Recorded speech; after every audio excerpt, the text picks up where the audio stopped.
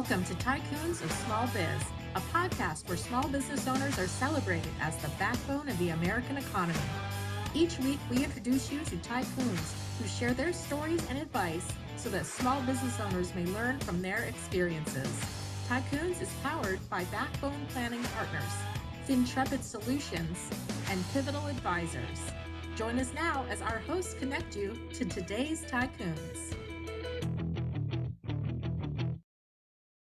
Good afternoon, Tycoons, and welcome to today's episode of Tycoons of Small Biz. I'm your host here, as always, Austin Peterson, coming to you from Gilbert, Arizona. I'm actually in my home office today, and I really wish I was not in my home office today because, unfortunately, my AC went out in the last 24 hours. And as you can imagine, Gary, being from Minnesota, it's a little hotter here than it is from where you are.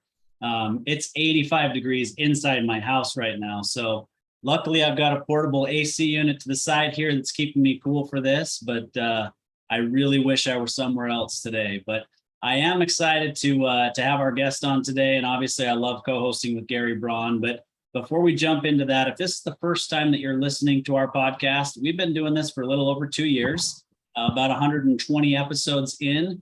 And we are a podcast that's put together by small business owners for small business owners. It's an opportunity to highlight a new business owner every single week. We've been doing that since May of 2020.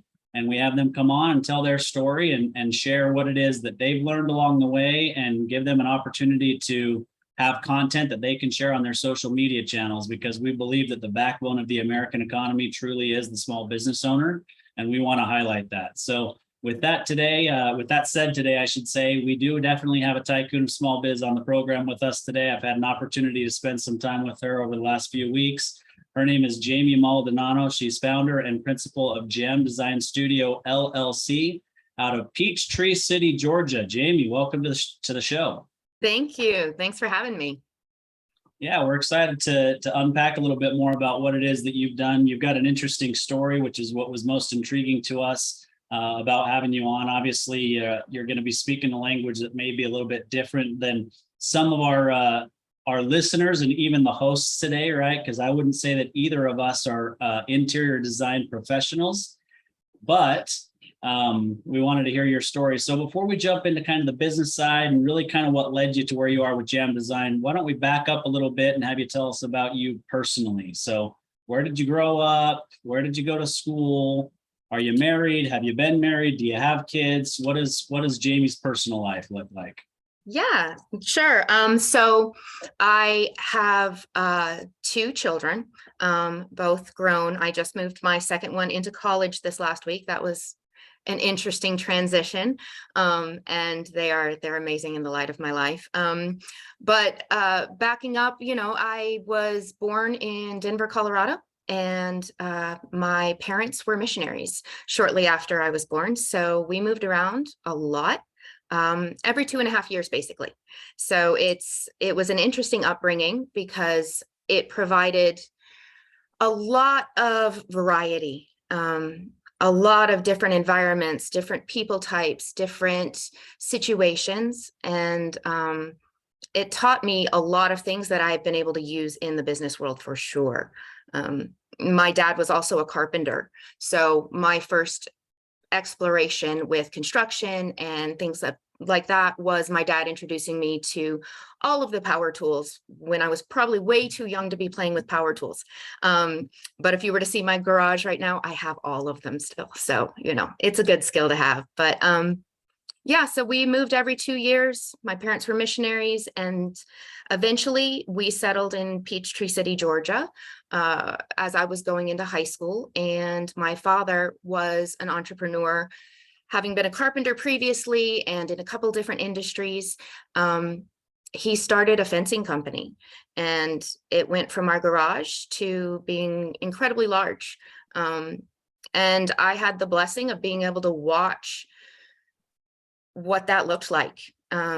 It's scary. Like it kind of, in a lot of ways, would say, "Hey, don't go start a business," because it's not for the faint of heart. But I had a great upbringing and training in that.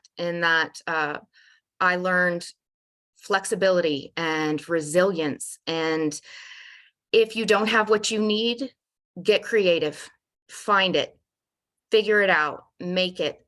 There's no excuse ever. Just keep going. And with that, I went off to college after I graduated here in Georgia, and I was actually an engineering student. Did not finish. I changed course. I got married and then had my kids, and ended up doing a lot of freelance design and construction. I kind of fell into design. I've always loved it, but you know how they say never take something you love and turn it into a job, because you'll lose the passion.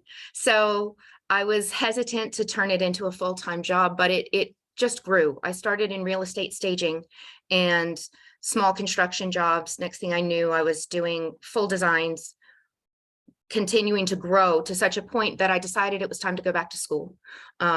So I went back and I graduated from Savannah College of Art and Design here in Atlanta. And it's been nonstop whirlwind for the last 20 years, just one thing after the other. And it's been really exciting. I've had the opportunity to work in a lot of different niches of the industry. Some of them I didn't know existed. A lot of them, I think people don't stop and think about how much design is needed and where it's needed. They just, we live in a world that's fully designed everywhere. Everything is designed by somebody. And it gets overlooked sometimes that somebody had to sit down and stop and think about that and figure that one out. So there's a lot of opportunity out there in this industry and in this world of creativity. But yeah, I would say my upbringing was hugely influential. My father taught me resilience, toughness, and skills. And my mother taught me emotional intelligence, communication, and the importance of empathy. And that plays a huge part when you are a business owner, being able to have the skill set and then at the same time be able to communicate and empathize with your client or the end user at another level gives you a leg up on just the facts of the job. Yeah, absolutely. I think, you hit kind of some of the things that I would have hit on. The fact that you grew up as the child of missionaries is very similar to somebody who grows up with parents in the military, right? Where there's a lot of moving, a lot of change. You're making new friends. You're starting a new school. You're doing all of those things, which can be very difficult for a child and can also be detrimental if it's not handled the right way. And it sounds like you had parents who understood that and prepared you for it and helped you to deal with those changes along the way that led you to the successes that you have in business today. Yes, I think that they did. I'm not going to say that it was fun. There were some fun stops. We lived in Uganda, Africa. That was great. Lived in a couple of places in California, loved it. As a child, that kind of constant change can be problematic. I was in 13 schools before I graduated high school. So you learn to go with the flow, or you break.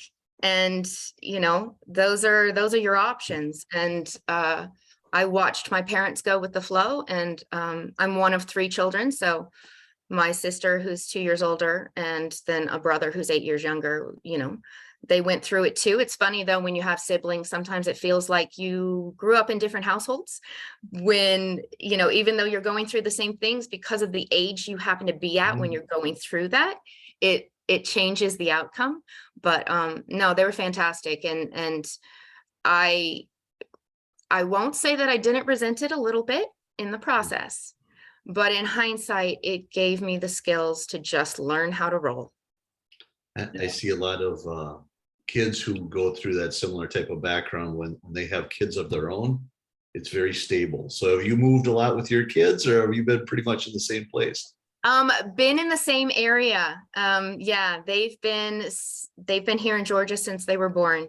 So we had some moving around. I was married for 23 years and we are no longer married, but in his career, we had to move around quite a bit, but that happened before my son was 5. So from the time he was 5 and from the time my daughter was born, basically we've stayed put, and no matter what changes, I do have to say, I probably went overboard trying to create stability. Yeah. I don't never stop to think about it. It just is kind of the side effect.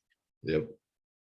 Yeah, for sure. I think, as parents, we tend to overcorrect on things that were maybe difficult for us, or things that we felt were, I don't know if unfair is the right way, or right word, but if it was difficult for us, or we felt like, that made us uncomfortable, we didn't really like that, then we overcorrect on our own children. Right. I've been guilty of that. My kids are about the same age as yours, Jamie. My kids are 22 and 19. Yep. And so, we're real close in that. And, I grew up in a family. My dad was an entrepreneur, but really just, he provided himself a job, right? He had a couple of people that worked for him, but he was really just, he didn't want to work for anybody else. And so he became a stucco contractor and hired a couple of guys as helpers. And that was, as big as his business got. We never had a lot of money. I bought, my own school clothes from the time I was 12. If I wanted to play Little League, I paid for it, all those sorts of things. And I've probably overcorrected on those things, right? Like, I didn't want my kids to have to deal with the stress of buying their own school clothes and not being able to participate in certain activities. And so I probably gave them more than I should have. And now I see, it's not, my kids are really good, but there are some drawbacks to where there's some entitlement issues, or they believe that life is easy and that money comes easy, and, all those sorts of things. And so we work through that, but that's my story of the overcorrection. Yeah, I tried to be really careful about that, honestly, because what I did thoroughly enjoy and take away from my upbringing was the amount of cultural variety.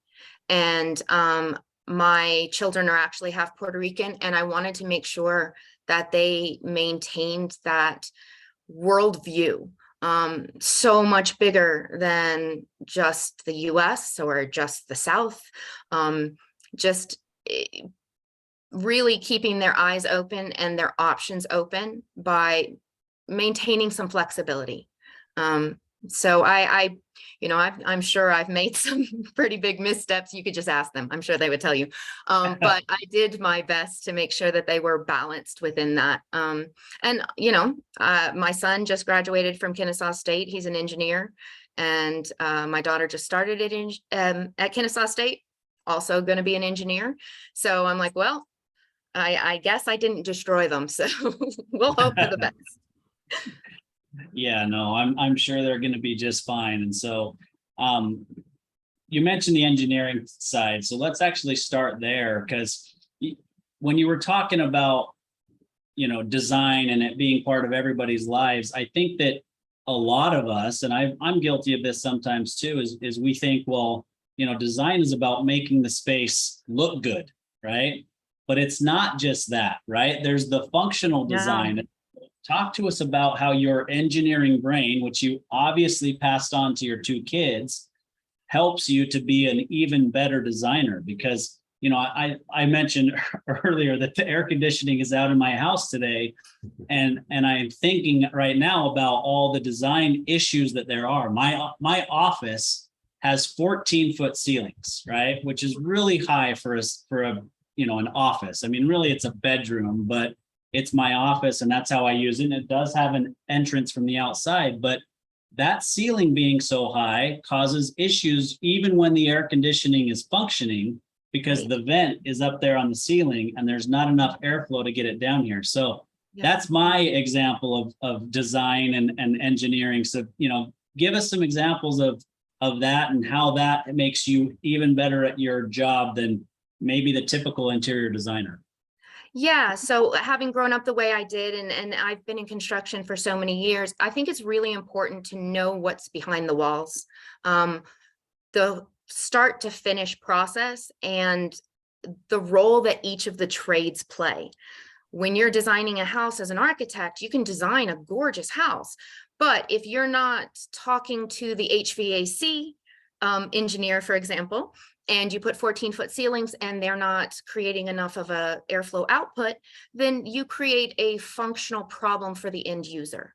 And I think it's really important to look at the big picture, whether it's a house build or whether it's a redesign. I've spent the last 8 years doing an extensive amount of multifamily, so apartment complexes. And when I am working on an apartment complex, the focus may be a little different, but the end result is the same, that you want the end user to feel comfortable, to feel at home, and the design to be so intuitive that they don't even notice it's designed.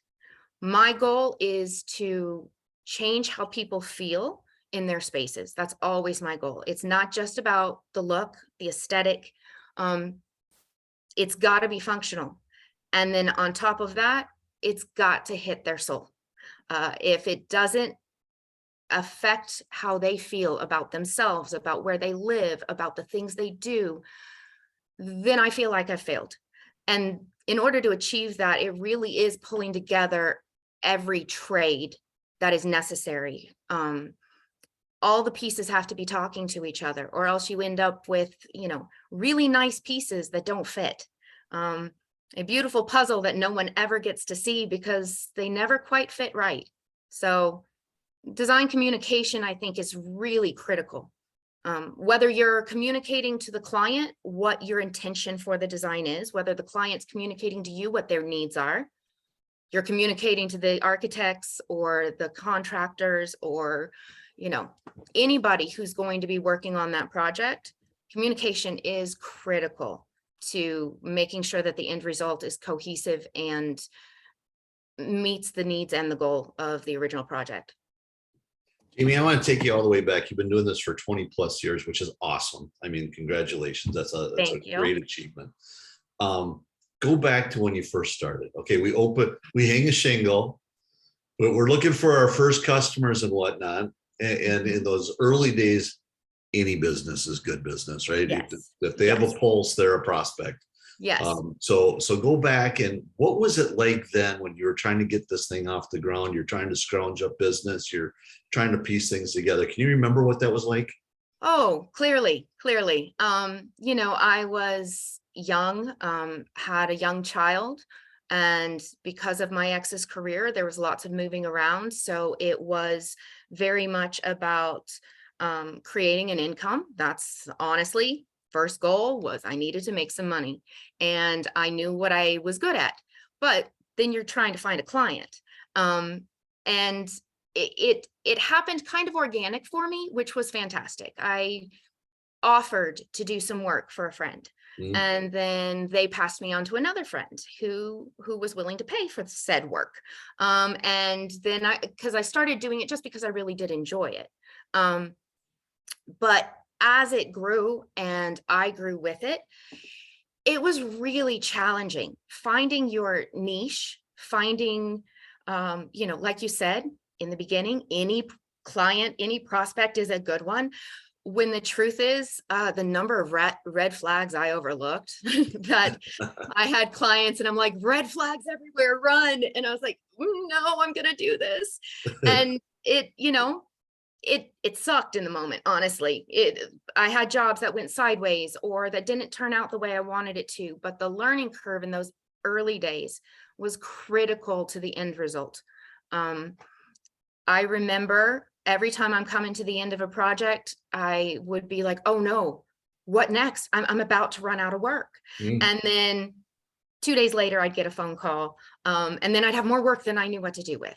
And it was this ebb and flow that it took a while to learn how to manage that. I will say, being an independent business owner, stress and speed control is really important, and something I'm still working on to this day, because it does ebb and flow, and you have to be able to enjoy it when it slows down and recoup and regain your breath and plan for the next wave. And then when the wave hits, you better hope you're geared up and ready to go. But yeah, those early days were hard, and something that my father always used to say, and a lot of people do, is fake it till you make it. And I was actually thinking about that the other day in preparation for this talk, and I was like, I actually don't think I fully agree with that. I think it is more, have enough confidence in yourself that you have a little more capacity than where you're at. You're not faking it. You just ask yourself, can I do more than what I'm doing right now? If the answer is yes, then when that next thing comes to you, you learn it and then you do it. I'm not saying to learn on other people. I mean, sometimes you do a little bit, but if you have the capacity to do more, then you do more. And it's not faking it. It's living out the skill set with confidence that you can do it. And I think that that's what I did. Naivete is beautiful when you're young. I was too young and naive to realize I shouldn't have been doing what I was doing, so I did it. And in hindsight, I'm grateful. So it worked out. So you talked about a lot of red flags that you just went past because you needed to. So fast forward 20 years. I looked at your profile, and you do stuff in hospitality and multifamily and commercial and office and micro homes. And I had still pretty broad swath of stuff that you do. Where's the sweet spot for you? And what do you do to regulate yourself to make sure you're not stepping into those red flags again? I would say the sweet spot at the moment is multifamily and or hospitality. Multifamily has been my focus over the last 8 years. I actually had gone to work for a company out of California, and I went as their national design director. And I got the pleasure of building the entire department and overseeing everything in the design world. So building the procurement department and bringing on design staff, training staff, traveling. I got to get my hands really dirty in that environment. And that was multifamily. So multifamily is something that I feel like there is a lack of multifamily focused design firms out there. It's a second thought for a lot of firms. But because of what I was doing, I was able to build a system that is just really spot on for multifamily. So it enables me to execute much cleaner, quicker, clear communication, no additional work that is not absolutely necessary for both teams in design and construction. And I've had my hands in all of those others, and I love it. I like doing micro homes. I like doing hospitality and boutique, but the big, I would say, bread and butter and main push would be multifamily, and large hospitality would follow that. So what do you do? So I'm the sales guy, right? I'm always thinking about how do you grow top line and everything else. And there's a lesson there in getting focused on what your sweet spot is for all the reasons you just said. You can deliver it better. It's cleaner. You got your system done. I love the words that you used.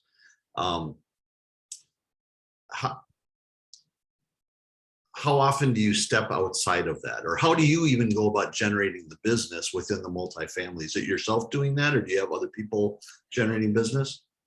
So I have a team of 5 designers, and I'm incredibly blessed. I have some fantastic designers, and I also have some accounting and multimedia help as well.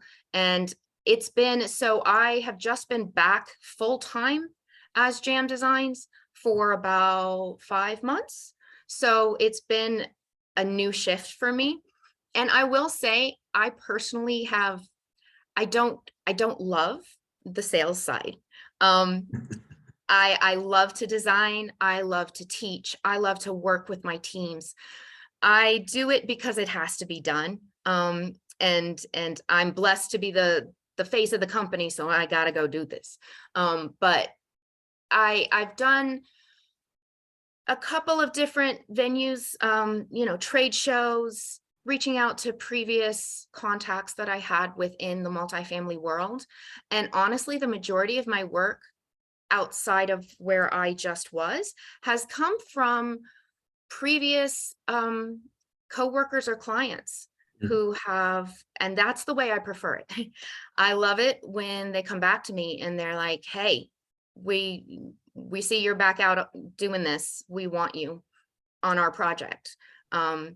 Maintaining really high quality relationships with the people I work with has definitely been the long-term best seller. Those are the relationships that come back and serve you well later. Yeah, it definitely has some benefits, right? So just to be clear for our listeners, you know, you've had JAM Design Studios for about 20 years, but Right. a few years back, you were given an opportunity to build out a design department for a pretty large multifamily builder, and you took that opportunity and you ran that. And then you've just transitioned about 5 months ago back into just your own independent firm. Yes, that's correct. I never fully shut the doors on JAM Designs, but I will say that my time was occupied times 10 with the company I was with. So it went to the back burner, and we're really gearing back up right now. That's got to be different going from corporate world back to running your own gig. It's what are you liking about that? It's definitely a trade-off. I didn't actually intend to go into the corporate world. It was one of those situations where an opportunity presented itself. I was in a position to do it, so I did, and it grew. Being out of corporate world is kind of heaven. I'm just gonna be honest. You know, the amount of red tape and number of communications and the number of cooks in the kitchen in corporate America can really make it complicated. And when it comes to design, it can really water down a design.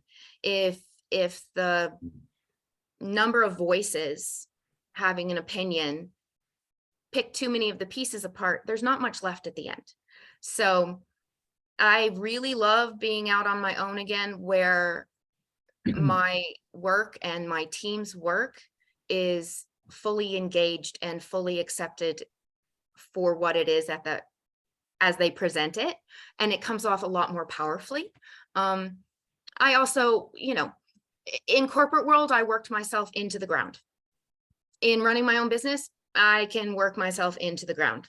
Yep. I've discovered it's a personality trait, not a location problem. So it's a matter of, it's, you know, time management and energy management and knowing when to cut yourself a break. I do love now being able to tell myself, hey, you can take a break. You don't have to get up and get on 17 conference calls today. Catch your breath so that you have all the energy you need for what's coming tomorrow. I wish I had learned that earlier. Yeah. Work-life balance is actually a really important thing that Landon and I spend a lot of time working with our clients on. And, you know, the reality is it's a big problem with entrepreneurs. Yes. And it's not just about being a workaholic or taking time to spend time with your family, but there's so many stories of entrepreneurs who build great businesses. They become well-known. They're, you know, lauded by their peers, but along the way, whatever it is, their family fell apart, their health is in disrepair, all kinds of issues, and they end up dying early because they didn't take care of themselves and deal with some of these other really important things in life. Absolutely. I think that everything in life is about balance. And when you're out of balance in one way or the other, you're going to pay the price. And corporate world put me way out of balance. So coming back into my own, learning what I did in corporate is really helping me work on that better. And ironically, for my team, I'm all about work-life balance. Sometimes I probably need to apply some of my rules I have for them and my, you know, recommendations for grace and time off and things like that. It would be nice to put those in my own life a little more often, but, you know, I'm getting better because it is true. At one point, I actually lost my health due to just working myself into the ground, and the stress level my health was going downhill fast, and I was way too young for that. And it gave me a wake-up call, honestly. So last year, I ended up having to have a cardiac procedure done. And I'm one of the lucky few who had a bad reaction to a vaccine. And I ended up in the hospital and then had a cardiac procedure. In doing that, literally had a wake-up call on the table going in, where I just went, you know what? They're not on this table with me. Who matters when I wake up? And it really helped me put things back in perspective. And that was last October. And since then, I have been mildly better about cutting myself some slack and managing my time.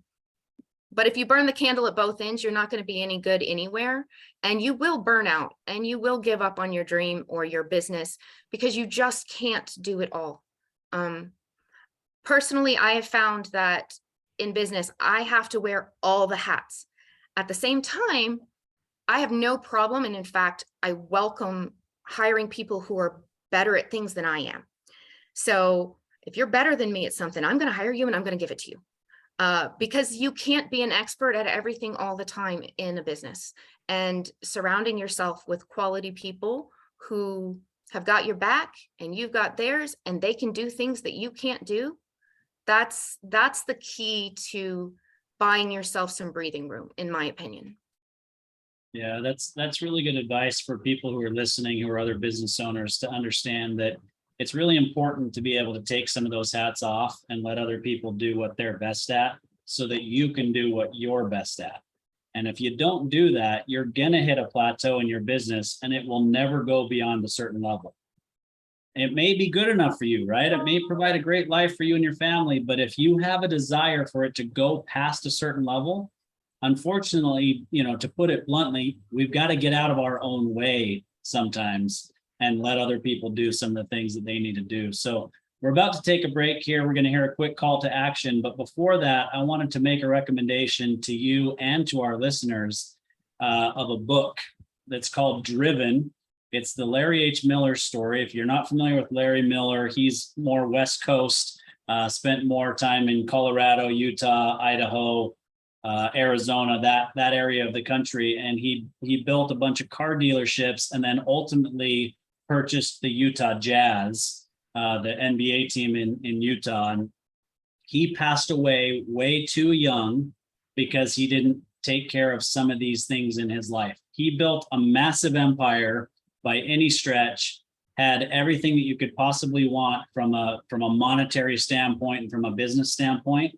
But he died very early from complications of diabetes, just plainly because he didn't take care of himself and worked himself too hard. So it's a very, very quick read, but it's very interesting and I'd recommend it to anybody. So let's take a quick break. We'll hear a quick call to action. We'll come back and spend some more time with Jamie Maldonado of JAM Design Studios.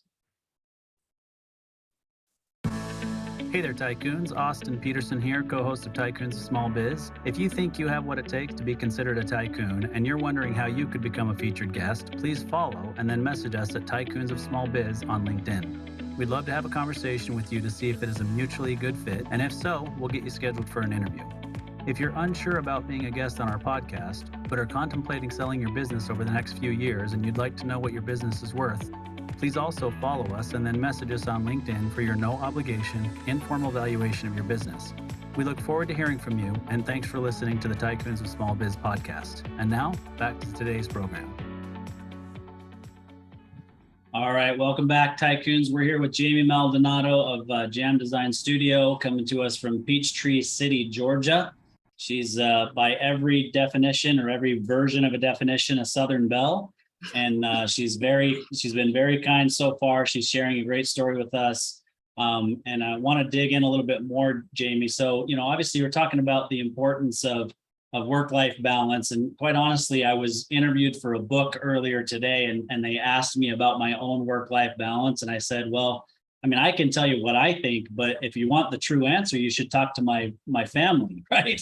Talk to my kids, talk to my wife, talk to the people who I spend time with outside of business, and let them tell you if I'm actually living that true, work-life balance. But it's an important thing that we all need to kind of work towards. And so let's back up a little bit and talk about, the challenges in building a business that lead to some of those things getting out of balance. But then let's also talk about the rewards of running your own business. So I'll let give you the floor, and you can talk about that any way that you choose. Yeah, I would say starting out and the challenges of building your own business, it takes a huge amount of commitment. You can't just halfway do it. Unless you hit the lucky sweet spot somewhere and just fall into something.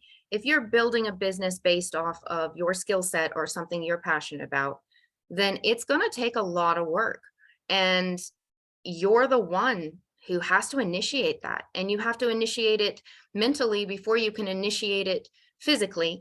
And so there's a mental drain that happens before you even get moving from a physical perspective. And once you do, it's about putting all the pieces in place to get rolling and keep rolling. And it's very easy for that process to become all consuming. Your mind is completely consumed by this one goal that you have, and it gets out of control real fast. So I think it's really important to maintain your other focuses. Spend time every day prioritizing what are the important things in my life as a whole, and then what are the important things for today. Sometimes there were days when I felt I really needed to go to work, but one of my kids, their top priority, always have been, always will be. They needed me that day. I would figure out a way to reconfigure whatever was going on at work.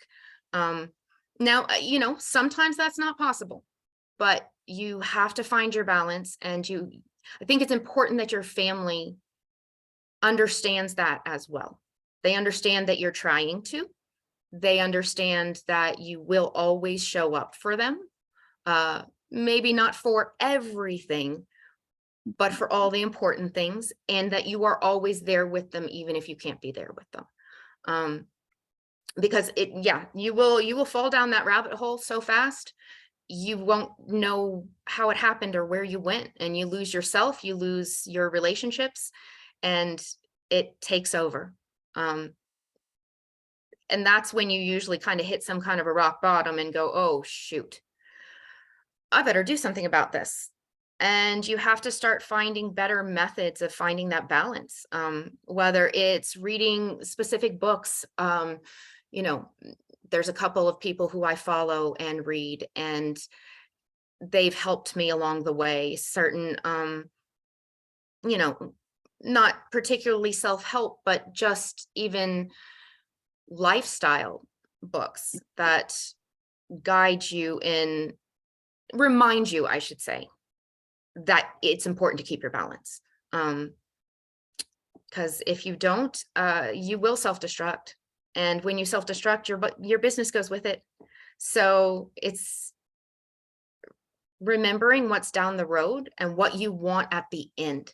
At the end goal, is it only this business that you want? Or at the end goal, are you actually looking for a happy, well-rounded life? The goals are different. So you need to approach the process different. And I don't know if you've heard the term pick your hard.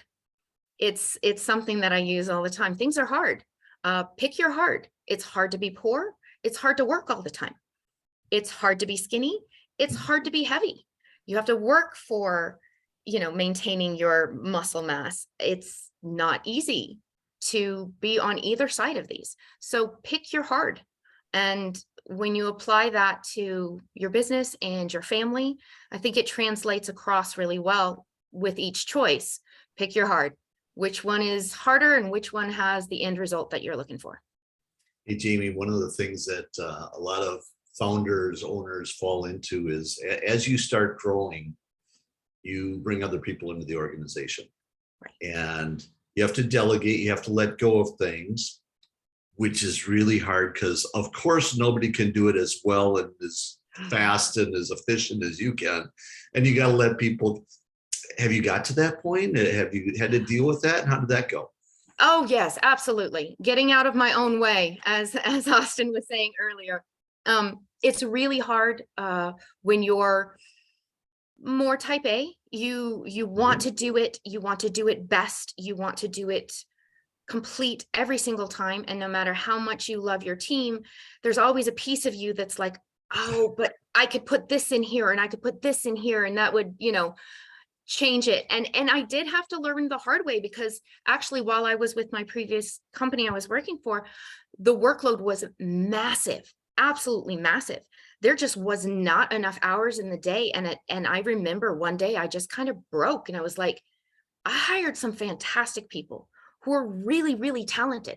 If I believe they're actually talented and good at this, I need to step back. And I had a conversation with them and was like, listen, I don't like to micromanage anyways. It's not my personality type, but you guys are kind of on your own a little bit because I can't oversee all of this and I gotta let it go. And I'm really blessed at the moment. I took with me as my previous company restructured and the department ended up going a different direction. I got to keep some people who I've been working with for years, and they are amazing. And each of them has a different skill set that I'm like, oh, that's you. You got that, run. I'm not even gonna, as a business owner, you have to oversee everything. I think it's important to know what's going on, but you don't have to know how to do every single detail. You have to know who you can trust, and you gotta get out of your own way and just go, it's all right. It's gonna be all right. They're good. And I'm gonna live. But that's a difficult one. One of the ways I've gotten through that, honestly, is I have a motto. It's, I don't fail. I'm just not done yet. Whenever anybody asks me how'd it go, I'm like, well, I don't fail. I'm just not done yet. So if it goes wrong with somebody who I've entrusted it with, it's not a failure. It's just not done. We got to come back. We got to take a look at it. We got to try again. We got to find a creative approach and a solution that gets us to done and good, because failure is not an option. There's a body of work by a group called Corporate Life Cycles, and they talk about the founder's trap. That's one of them. You get to a point where you just can't let go because, hey, nobody can do it as good as me. Yes. And then you get to the next point in your scale where you're trying to, hey, wouldn't it be cool if we did things the same way twice in a row? So we try to get systems and process and structure in place. Mm-hmm. But then I don't want to live by my own rules. So then I drop back to doing it the old way. Those are all the growing pains, if you will, but they're traps. And founders, us as business owners, are the most guilty people of falling into those traps. Absolutely. I was blessed over the last couple of years to get to build new systems. Whenever you come into an industry and you're looking around going, this is how everyone does it. And I'm going, and this is stupid. This is how everyone does it. And there are major flaws in this process. And it could be easier, faster, cheaper, and more efficient, and better in the end. Why are we doing it that way? And I was given some freedom in recreating, and which is one thing, like we talked about earlier, if there's something that gives me an edge up in the industry, it's that I was able to recreate a system that is not out there anywhere else and is capable of cleaning it up. At the same time, like you said, you create systems and then you don't want to get trapped in your own systems. So you start to say, okay, I got to get a little outside the system. And you're like, oh, but it worked. Why am I doing that? And it's a vicious cycle. Yeah. Although what you brought up is an important thing. It's there are a ton of designers, interior designers, exterior designers, everything else. It sounds like you're finding a way to differentiate yourself, to stand out from the crowd. And that's hugely important. So what do you do to go stand out from the crowd? One thing is my experience in every aspect. There's not very many designers or design firms who have individuals within them who have done everything. I actually used to lay tile. I used to install hardwood floors. I used to frame and sheetrock. I know exactly how all of this works. And that gives me one step faster in the process when I'm doing design work to go, oh, okay, that's not feasible. Okay, that's not to code. It's the trades talking to each other, but they're talking in my own head. And that's something that has been a huge advantage to me. And then on top of that, I think that one of the challenges I see in the design industry is transparency. A lot of people are eager to overpromise, and you're setting yourself up for failure. Under promise, over deliver every single time. But know what you can actually do and be consistent at doing it. Every single time you get it done. You get it done on time. You get it done on budget.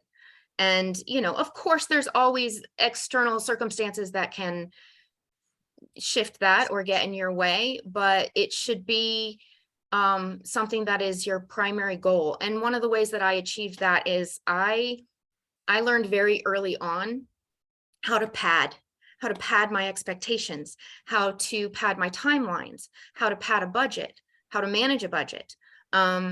So if a client thinks that they want this project done for 100K, I'm shooting at 80 because I know better. And then when all the things go wrong that will go wrong, because they will, hopefully we're under 100K. So the problem is aiming at the goal without making any adaptation for the inevitability of chaos. It's going to happen. So why keep pretending it's not? Just learn to roll with it and fix it. Yeah. Gary, you've never seen any salespeople overpromise, have you? No. I'm in business, aren't I? Right? You know, it's interesting though, Jamie, you mentioned a couple of things that are differentiators, and it really comes down to, you know, running the business, right? You do have some skill sets that most designers just don't have, right? Most designers have never laid tile. They've never framed a house. They've never sheetrocked a room. They've never done any of that kind of stuff, right? But the reality is the customer doesn't really care about that. It's the trades that you're dealing with that can see right away, oh my gosh, Jamie knows more about my business than I thought she did, right? And because you're lumped in there with these trades, contractors, whoever it is, you know, I just had this conversation yesterday with my business partner and one of our co-hosts, Landon, that you met in our pre-call. Right. In the trades, I just feel like it's wide open to make to differentiate yourself, because really all you have to do to be different is to show up on time and do what you promised, right? There are so many contractors that are just terrible at those two things. Yes, I 100% agree. And I think one of the big issues too, one, when you're, you know, every client is a good client, you tend to overpromise. And then you have your clients where you should have run, they start sucking up 90% of your time and energy. And then your good client over here ends up paying the price for it. So having a good system of watching for red flags. In the early days, I used to put what I called a PIA tax. If I saw that a client was going to be incredibly complicated and take more time than usual, I had to budget that in, both the time and financially, to make sure that I didn't, you know, handicap myself in the process. And it is time, showing up on time, doing what you said you would do, and doing it well. That's it. That's all it takes. But I think people are afraid to be honest. When I'm approaching a client, I'm like, listen, I will never tell you something that I don't 100% believe I can execute. So if I tell you that I think it's going to be 4 months, however, we're counting on 6. Just count on 6, because then there's not the disappointment. And there's an understanding of the timelines that none of the trades can do their thing without the other one, critical scheduling, where it's A has to be finished before B can start, before C can come in halfway through D, all of that. It takes one piece falling out before the whole thing crumbles. Right. So it's really, that is something that I do take pride in, and hope does truly differentiate me and my team, is that what you see is what you get. And we will always, we don't fail. We're just not done yet. I've got a story of, I had my basement in my last house. I had my basement finished. It was a big project, big basement and everything else. And something that you were talking about, I've laid tile, I've done this. I had the conversations going on in my head, made me think of this particular story. And I thought I knew what I wanted. Sometimes you get all your customers who think they know what they want, right? Yep. And I had like 4 different people come in and bid on it. They're like, well, I'm gonna have to move that. That's a load bearing, and I gotta do this, and I gotta do the other thing. And they all came in and they gave me their bids. And the last guy came in and he went, are you open to ideas? And I went, yeah. He goes, don't put your fireplace there. And now I'm feeling a little insulted, like I'm stupid. Wait. He goes, you're putting it right there. All your heat's going right up the stairs, which are right there. You need to put it over there. Are you going to watch TV down here? Well, yeah. Okay, all your lights coming in, it's going to put a terrible glare there. You want to take this beam out or this post out? You don't want to do that. It's load bearing. It's going to create a tremendous amount of cost. What if we make it like a part of the bar that's like at Cheers and it looks really good? And I'm sitting there, I paid a hell of a lot more with this guy than I paid with everybody else, but he knew how everything flowed together. So don't sell yourself short on that stuff. Landon, you said that the contractors will enjoy it. The customers enjoy that too, if you can explain why it's important to them. Yeah, no, I think you're absolutely right. I kind of pride myself in thinking outside the box, because like I said about my upbringing, I had no choice. Half the time there wasn't a box. So it was just figure it out. And it creates some really wonderful creative solutions if you have clients who are open to looking at it a different way. And like you said, most contractors are just going to come in, give you what you asked for, and walk out. The good ones are going to make suggestions based on their expertise. I would want the same. If I had an electrician come in to redo lighting in my house, he better bring his A game and tell me exactly where everything needs to go in order to run it well and, get the most out of everything. That's what he does full time. I don't do electrical full time. I hope he has that together. And I know that people hope that from their contractors as well. So that's the goal. Yeah, absolutely. So first, I want to thank Gary for accidentally calling me Landon, because Landon is better looking and younger than me. So sorry about that, Austin. and second, believe it or not, we've come to the end. So we're kind of at the end of our time here. I want to turn it back over to you, Jamie, and just kind of share, quickly the whole JAM Design story, right? Like, where are you working? Who should be interested in engaging JAM Design? How do they find you? Those sorts of things. Okay, great. Yeah. So I'm easy to find. You can either look up my name, Jamie Maldonado, jamiemaldonado.com goes to my website, JAM Design Studio. They all go to the same place. So easy to find on, Instagram and on LinkedIn. I'm nationwide because of the team that I have and the experience I had with the previous company. I've worked in, I want to say like 37 states. So I can go anywhere. Multifamily is, I would say, our bread and butter, our number one point, but I've done a lot of hospitality and boutique and unique projects. If there's something strange, never been done before, not sure, bring it. I want that. I want an opportunity to take a stab at it and come out with a fantastic solution to a problem that hasn't been solved before. Yeah, so I'm in Atlanta, and technically the company is based in Atlanta, but we're everywhere and growing. And my team and I did over 200 projects in the last 8 years. I did about 70 on my own prior to that. So tons of experience, lots and lots of assets at our fingertips between, vendors and contractors and just general knowledge. So I would love to hear from anybody who's looking for a renovation in multifamily. We do the whole thing, not just the interiors. That's something too. I do all the site amenities, exterior mock-ups, fitness centers, all interior amenities, pools, anything that requires resident engagement, we got it. And we've done it a lot. So we understand our demographics and where we want to go and where you want to go, so that we can make your job easier in multifamily. My goal is always, I want the lease sold before anyone ever talks to a leasing agent.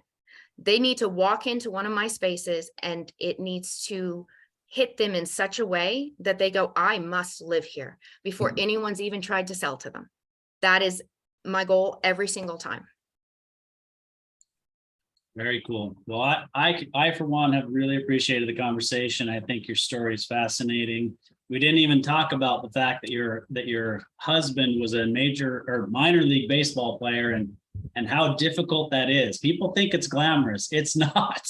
It's a lot of time on buses. It's a lot of small stadiums, and it's very little money. Yes. That was a different world. That was another stage in my world. And, unfortunately we're not together anymore, but that was a huge part of my life. And baseball is, I see your backdrop. It is definitely America's pastime, and it's interesting for sure. Yeah, I've enjoyed the conversation as well about learning something I know nothing about. There's a reason I have a virtual background. That's not my strength. So thank you for spending time and teaching us a little bit about something I know nothing of.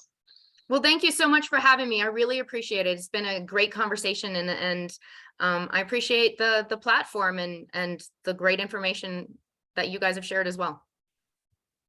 Well, thank you so much, Jamie. Really appreciate it. Thank you.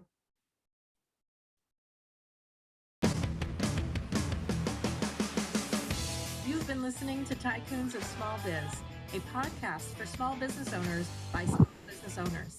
Join us every Tuesday at 1 p.m. Arizona time for an introduction to another great tycoon.